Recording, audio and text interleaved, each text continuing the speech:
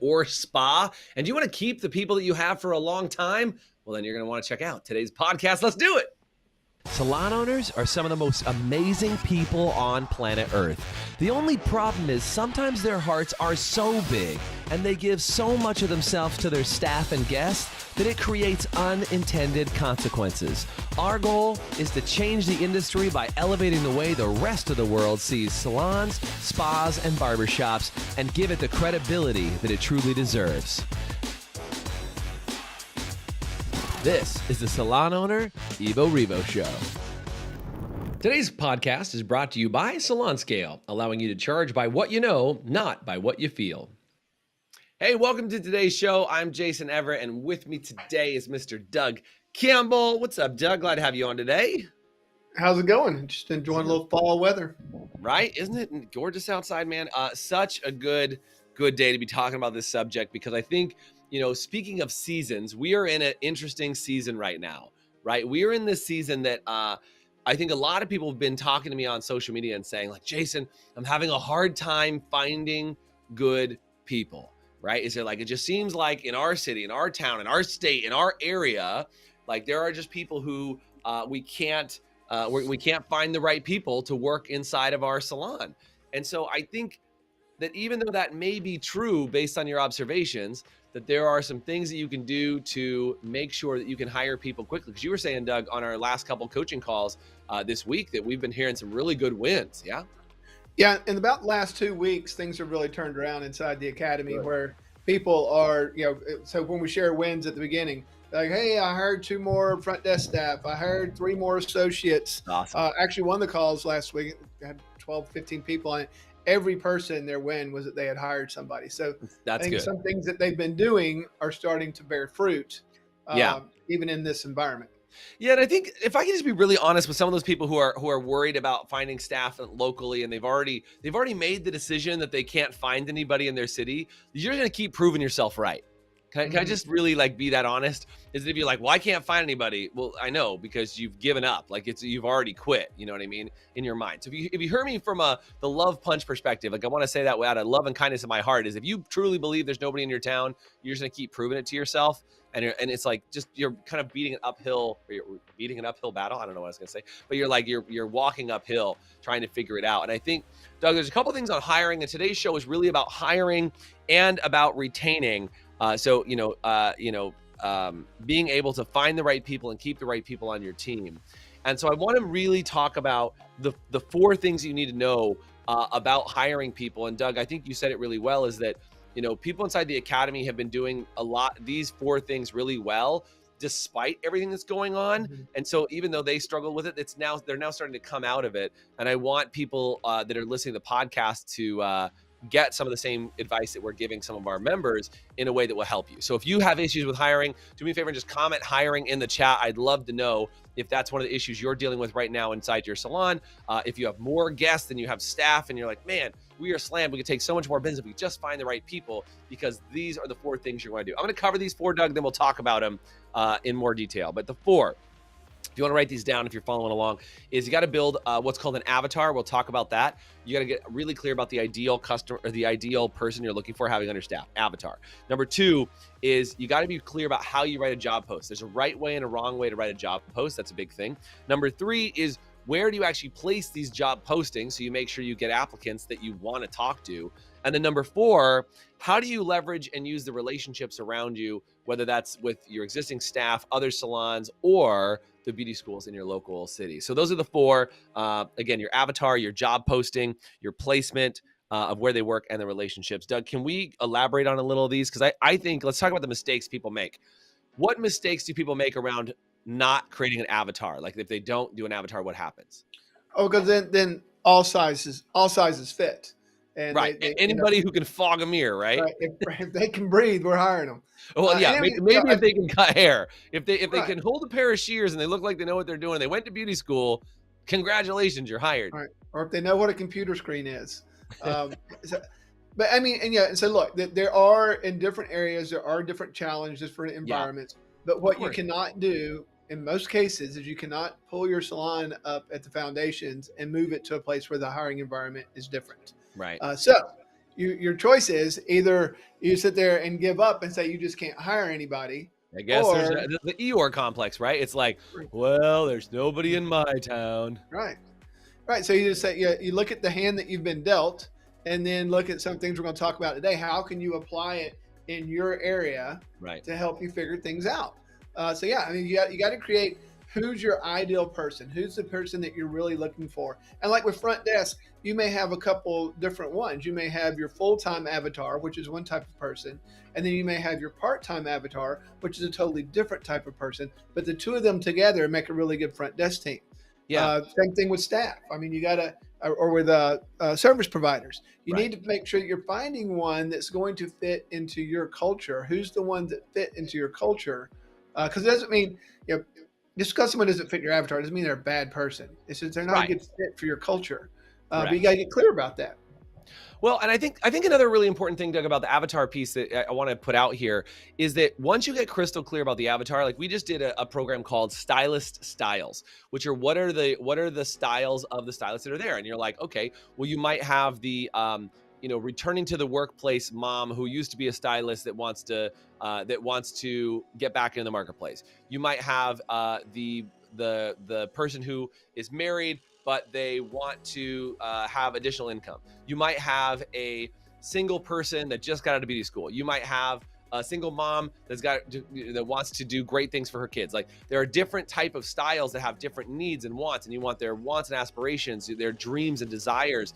And what happens is once you start to understand them really well, what starts to happen is you get really clear about who's around you, and somebody who might be right there in your face staring at you, you're like, oh my gosh, this would be a great person, or that would be a great person, or the next time somebody calls you, it's like you know exactly what you're looking for. It's like when you get clear on looking for a car, you're like, this is the exact kind of car that I want. All of a sudden you see it everywhere. If you take the time to get clear about that avatar for the job position before you put anything else into it, you get really clear and the right people start showing up. So that's avatar. Job post. The quick thing I'll say on this, when you're writing a job post, don't do what most people do. What most people do is they put a terrible job posting out that says, wanted hairdresser, must be able to cut hair, color hair, and do an amazing world-class shampoo. Apply inside. Like that's what most people do. There's a whole process. We did a whole training. It's an hour-long training. I can't cram it into 5 seconds, but we did a whole training on how to write the perfect job post to make sure that you attract your ideal client. But the hint I'll give you on it, just as we're quickly skimming over it here, is you want to write it more like an ad that you would run for your salon than you would want to write it as just a job description. Most people do it the wrong way. And I think that's why it's important to know what you need to know who you're writing it for. Yeah, so, then you write it for them. Right. So once you create your avatar, then you know who you're writing the ad for, and whenever you're placing it, you're placing it in front of the right people. You're getting the right audience. But if you don't know who that person is, then you don't know who to write it for, and you don't know where to put it. Right. So let's talk about placement, because you're getting into number 3 here, right? Is placement. Is if you're saying, I want to get somebody who's re-entering the workforce after they've had kids. That might be a very different placement. You might not want to run that ad on TikTok, right? You might not want to run that on Instagram. You might run it on Facebook, for example. Like that may be the place that makes more sense for that age demographic. You got to decide what that is. But if you're trying to find somebody fresh out of beauty school, maybe that's what you're going to put onto a platform like TikTok or Instagram, as opposed to on Facebook or LinkedIn, or run jobs on Indeed. We and talk about placements, like we've seen a lot. Like it used to be like you would run ads on Craigslist without it being a big deal. Then it was like you could run ads on a couple other tools and resources. Then there's Indeed. But I think better than using some of those tools is using your social media and actually running ads to those on social media on a platform that makes sense for the right type of avatar that you're talking about. And then I want to take this a step forward, Doug, which is relationships. Because if you're clear on your relationship, you got a really clear job posting that you're like, okay, I know exactly what I want, and I know where to go find them. How does that help when you're talking to people in relationships? Because I think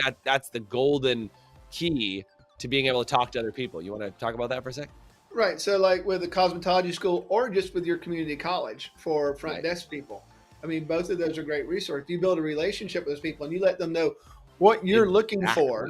What you're looking for. You let them know what you're looking for and what you can do for that person. Then they're like, oh, they're actively looking for that right person for you. They're doing some of the work for you because they want to place people. They want people to get in the right environment. They want people to do good. Right. But But don't forget your front desk stuff too. Go talk to your community college. There's always there's job help, and you help people get through and all that stuff. And put it out there of what you'd be surprised at the people you get if you know which one you want. So you can say, I really like people that get this particular major. I really like people that are in this field of study. And so then they line people up for you, and you get this flow of applicants as long as you keep the relationship alive. I think that's the biggest problems that people run into is they get fully staffed, and then the relationship with the school goes black. The relationship with the community college goes black. And then you've got to ramp all that relationship back up in order to, it's always better to have it and say, hey, I got this great person. Say, we'll send them over. We'll look at their resume, or we'll interview them. And if you need them, great. If you don't, then say, we don't have anything right now. But if we do, I'm going to hold on to your resume. Right. I'm going to hold on to your application. And that's a much better position than it's like, good Lord, no one's coming in except for people that have no idea what this industry is about. Well, and this is the thing. I mentioned earlier about avatars being life stages, right? You could have the fresh out of beauty school, the returning to work, spouse or something like that. But there's also personality types, right? Is like, what if you had a front desk person, to your point, Doug, you had a relationship with a local school, and you're like, look, I'm looking for a design major. I'm looking for somebody who, while they're in school, wants to be in some level of design or fashion, or like that's associated with the industry. It's a little bit of a left turn. Like some people are like, oh, I only want people who are going to beauty school to work at my front desk. Okay, but you're really clear on that. And you might say, hey, I can employ somebody while they're going to beauty school to work at my salon. But the clearer you get on that, the easier it's going to be for you to actually tell people that you're talking to as a relationship. We really like getting freshmen in college, just because if we get them, we lock them in because they're not overly concerned about the hourly wage, but they're very excited about all the free services and looking amazing all the time. They're being a discount on products, and so generally we can hold on to that person for 4 years, the whole time that they're in college, and that's a good run. I mean, I got someone that that's dedicated, and they're usually sharp. They want to do good. They're trying to learn professionalism. And it makes us feel good. We've had a lot of feedback from people that have worked with us through college, then gone on to careers and come back and say, this was one of the most formative experiences that I had. So there again, figure out who those people are, take a snapshot of them, then that's what you want to repeat. So how do I find this person again? Go back to that job ad, right? Is now all of a sudden like, hey, are you just starting school and you'd love to have a job that would get you through school and blah, blah, you write this job ad around that person, and that person starts to show up, right? Is like you're honed in, you're crystal clear about who you want, and then all of a sudden you get more of those people. And this is the thing. If I said to you, hey, do you know somebody who'd like to work for my company? You're probably like, I don't really know. But if I said, hey, do you know any freshmen in college that's looking for work?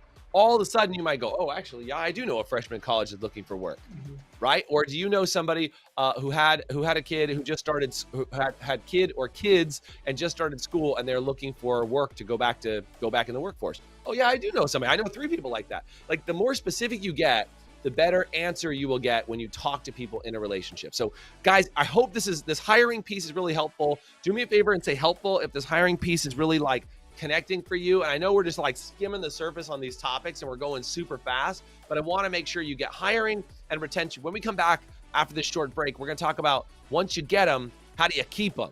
So I think, Doug, you called it finders keepers. That's what we're doing right after this break. Let's do it. We'll be right back. Hey, HPSA listeners, let me ask you this. Are you tired of not knowing what your hair color is costing you on every appointment and watching it chew up your profit? Well, with Salon Scale, we take the guesswork out for you.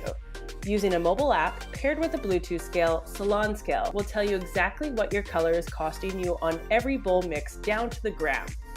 As you mix, Salon Scale will also digitally store your formulas and track how much product is being used in real time, so you can manage your inventory, cover your expenses, and generate more profit in your salon. Use promo code HPSA10 to get 10% off an annual subscription. Salon Scale, the new standard for mixing color. Hey guys, welcome back. Doug and I are talking about how do you find the right staff? How do you keep the right staff over a long period of time? How do you do it? What would it take in order to get the right staff? What would it take in order to keep the right staff? And I think for so many people, they're having a hard time right now in this environment. We were just talking about all the things you can do. If you jumped in partway through, go back, listen to the beginning, and make sure that you go back and watch that first half on hiring, because I think all of that stuff are things that people are not doing right now. I think that people are just doing the for lack of a better term, half-ass version, right? They're posting a job posting, they're running an ad, hopefully on Indeed or somewhere like that, and they're like, well, it's not really, my ad's not working, Doug, and I guess it just means that there's nobody out there, right? You got to get out of that mode. You got to get out of that mentality. So let's talk about retention.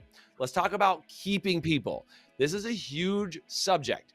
If you've ever had staff leave you, do me a favor, and if you're really honest, do me a favor and say leave in the comment section. Because I know if you've run a business for at least a couple months, you've probably had a staff member leave who wasn't the right fit, or maybe you thought was the right fit, but they leave for some other unknown reason, whether they moved away, their life changed, or just something was different. And I think this is a really important detail for us to talk about, is how is it that you can get people to stay with you, the right people to stay long-term, Doug? I think there's three big things that we uncovered before the show that we want to talk about. Number one is future plan. Number two is how do you add value to their life? So future plan, add value to their life, and culture. You know what's weird, Doug? We didn't write pay down. Why the hell is pay not the number one reason why people stay at a business? Well, I mean, that's part of the future part. I mean, it's like they gotta know what their path looks like and how I'm going to move forward in that. So it's like one of our things that we talk about in the kind of crafting compensation. Mm-hmm. And but they need to. It's part of the clear agreement thing, because sometimes people hire on at a full amount, and then they try to train them, and then the person wants more. We're big proponents of hiring at a training wage until you get up to where you're right. But I think a lot of it is just future pacing. It's like, oh, good, you're going to be front desk. Here you go. Or yeah, you got a job. Yeah, just come work. So if you don't, especially service providers, if you don't lay out a career path for them where they can see a long-term thing, that as they get better, they start looking out the window. Mm-hmm. Because it's like, well, I'm just being used here. It's not about me. It's about the company. And it's a lot of times, owners will, do the poor me's, for lack of a better word, of, I work so hard, I put so much into this, you people don't understand, you don't care. And that's not a great culture for someone to want to stay in. So you got to put that future pacing out there for them, and then support them and make them feel good. So you got to have a really strong culture. And, like, we're big proponents of codes of honor and all that stuff, but it's really a lot of us, the owners got to get their mind right and understand what they're putting out there and what they're saying to people, because a lot of times you're sending the wrong message. Like I was talking about, it's like they're not going to feel sorry for you. They in their minds probably think that you're a millionaire because you own a business. It's just the way that the world its perception is. Right. So trying to explain to them different is not going to do them very, very good. Right. So the idea is that you've got to be able to. It's about them. How do you help them realize the financial dreams that they have? Right. So I think that's the other thing. You just be a proponent of a value add that you're talking about how they can reach, some financial security, and starting at an early age and start putting that education. If you don't understand that as an owner, you need to figure that out as an owner. And it's the other thing too. You got to get your business profitable. Your attitude is going to be so much better about your business whenever it's turning a profit. And a profit is money you don't work for. It's a reward for starting the business. It's not your manager pay. It's not behind the chair pay. Not your behind the chair income. Right. It's real profit, and that's what's going to get the value for you selling your business on the road. But once it starts turning in a really nice profit, it's so different whenever people first come into the academy and they're struggling, they're breaking even or making 2 or 3% profit.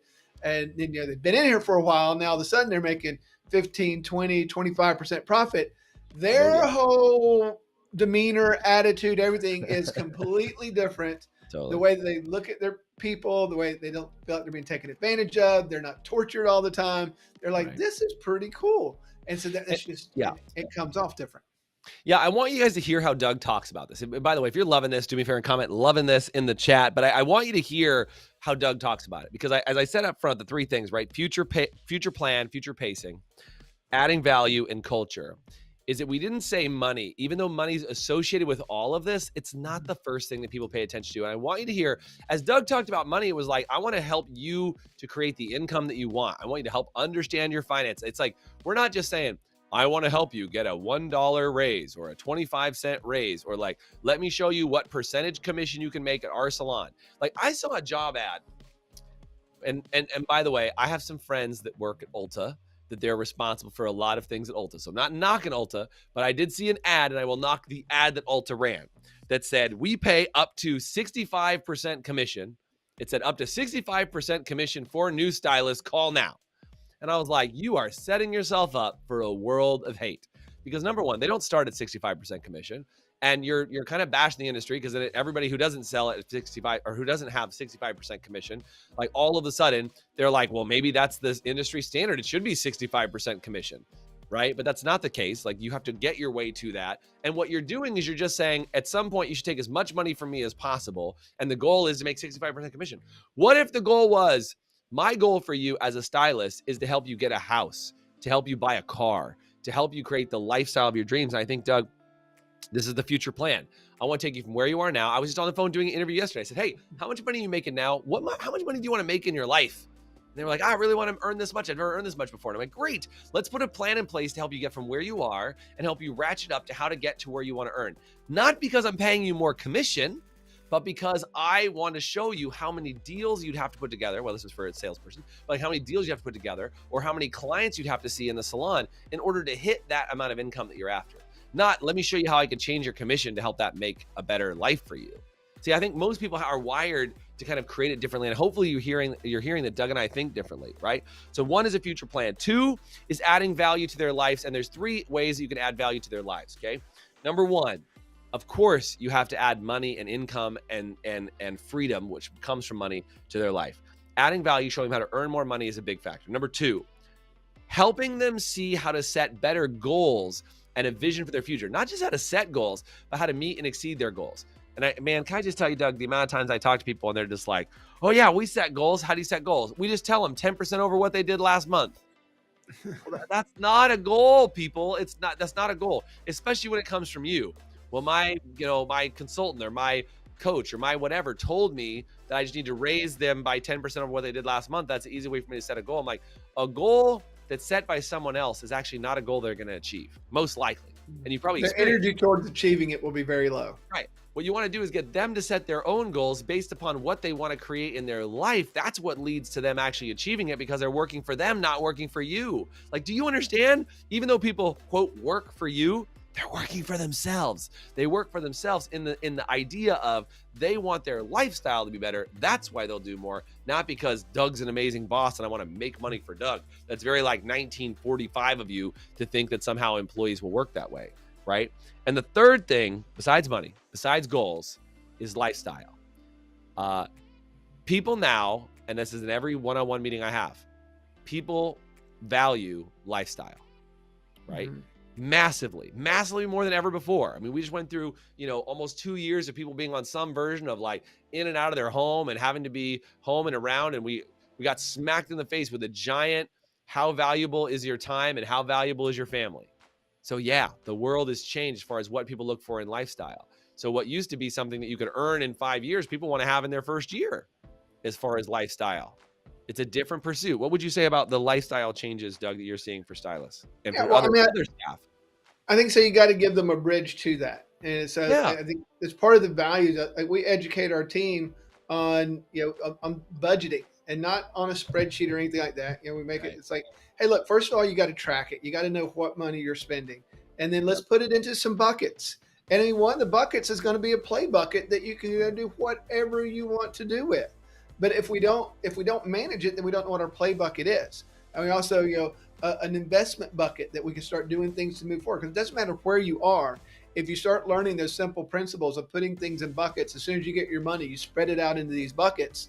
And then you show them how they can leverage what they already have, instead of being in the mindset. And this is an important part too, is working with people on their mindset and personal development. You start doing that, you start bringing that value to, they're gonna, because you're getting value in lifestyle and value financial. Sometimes you can't have the lifestyle if you don't get the financial stuff straight. So the thing is, like, a lot of times people say, one day when I have enough money, I'll start doing this. Right now, I don't have enough to do it, so I'm just going to wait. Well, the problem is that same person, when they're making $20,000 with that mindset, will have the exact same mindset at $50,000 and the exact same mindset at $125,000. True. And they'll be, no, I didn't realize that I was going to have, because they're not putting their money in buckets. Their money's managing them. They're not managing their money. Yeah, teach good habits. Teach good habits when they start with you. And I think, Doug, you said this, is you just did a team meeting where you talked about finances for your team. And you said, one of the greatest gifts you can give your staff is financial education. The schools don't do it. Parents don't do it. Like, nobody teaches finance. Like, it's like, somebody said the other day, they said, I wish that we spent time in school learning about how to have good, healthy relationships with other people and how to manage our money, how to get a mortgage, how to use debt, how to do, and I'm like, it's not the case. That doesn't happen. The school system doesn't teach you any of that. So guess who gets to do it? You, the business owner. It is your obligation to help them learn how to be a better human. And if you're waiting for the school system to change, you might be waiting another 100 years. So if you give them the gift of like giving them some financial education, which means you have to get your financial education right. You need to learn about money, about wealth, about taxes, about all those things. Your job as a salon owner, especially for a student fresh out of school, is to teach them how to create healthy relationships with other people that they work with. And then 2 is how to use their money in a way that's healthy and productive so they can accomplish the dreams that they want. You do that, retention isn't even a question, because they look at you, well, I learned more, Doug, about money, about people, about life from this job that I had for 2, 3, 4, 5 years than I did through anything else I've ever done. You will retain that employee. Yeah, and they're going to be better employees. They're going to work harder because their motivation is, I want to be a part of this. I like what this whole picture is about, and so I'm going to show up that way. It's not just a paycheck. And there again, you've got to get your stuff right. So if you're like a little gray on the finance stuff, if you're a little gray on the personal development stuff, then you need to find a place to plug into and start getting that. And then as you get it, you give it to others.